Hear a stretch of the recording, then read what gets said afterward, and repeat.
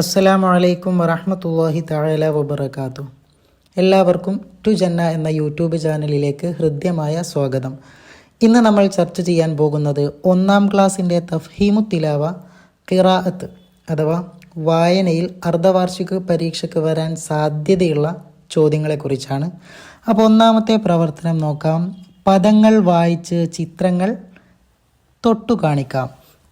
അപ്പോൾ അവിടെ കുറേ വാക്കുകളും നൽകിയിട്ടുണ്ട്, അതിനനുസരിച്ചിട്ടുള്ള ചിത്രങ്ങളും നൽകിയിട്ടുണ്ട്.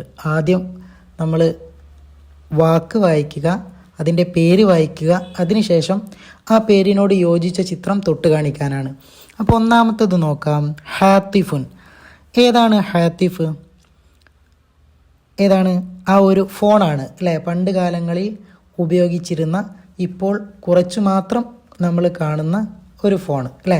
അപ്പോൾ അതാണ് നമ്മൾ എന്ത് ചെയ്യേണ്ടത്? തൊട്ട് കാണിക്കേണ്ടത്. ആദ്യം ഹാത്തിഫുൻ എന്ന് വായിക്കുക, എന്നിട്ട് ആ ഒരു ചിത്രം തൊട്ട് കാണിക്കുക.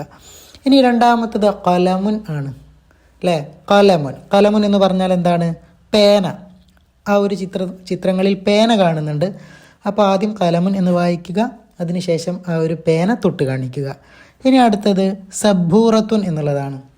ആദ്യം സബ്ബൂറത്തുൻ വായിച്ചതിന് ശേഷം, എന്താണ് സബ്ബൂറത്തുൻ?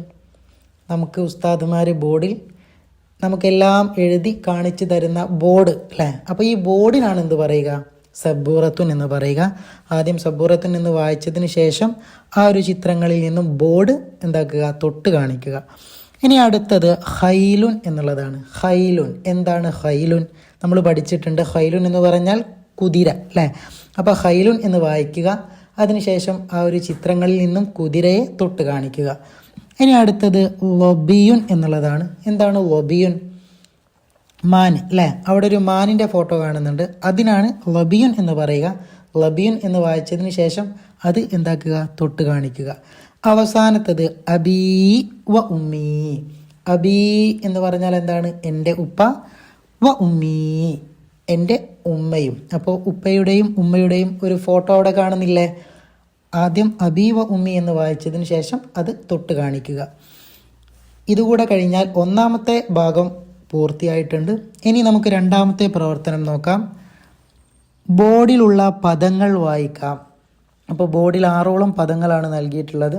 അപ്പം 6 എണ്ണവും നോക്കിയിട്ട് കൃത്യമായി, ഓരോ അക്ഷരവും കൃത്യമായി നോക്കിയിട്ട് വായിക്കുക. അപ്പോൾ നമുക്ക് ആദ്യത്തെ ഒന്ന് വായിക്കാം. ഇസ്ലാമുൻ. എന്താണ് ഒന്നാമത്തത്? ഇസ്ലാമുൻ. ഇസ്ലാമുൻ എന്നുള്ളതിൻ്റെ നേരെ താഴെയുള്ള വാക്ക് ഏതാണ്? ജസീലുൻ അല്ലേ. ജസീലുൻ എന്ന് വായിക്കുക.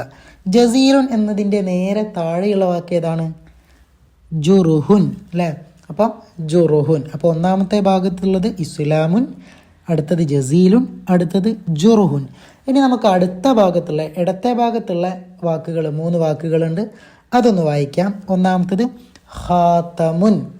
ഖാതമുൻ എന്ന് വായിക്കുക, അതിൻ്റെ താഴെ ഫിമാറുൻ, അതിൻ്റെ താഴെ ഉസ്താദിൻ. ഉസ്താദിൻ അല്ലേ. അപ്പം ഒന്നാമത്തത് ഇസ്ലാമുൻ, 2 ജസീലുൻ, 3 ജുറുഹുൻ, 4 ഖാതമുൻ, 5 ഫിമാറുൻ, 6 ഉസ്താദിൻ. അപ്പോൾ ദുആ വസിയത്തോടെ നിർത്തുന്നു. വആഖിറു ദഅവാന അനിൽ ഹംദുലില്ലാഹി റബ്ബിൽ ആലമീൻ. അസ്സലാമു അലൈക്കും വറഹ്മത്തുള്ളാഹി തആല വബറകാതുഹു.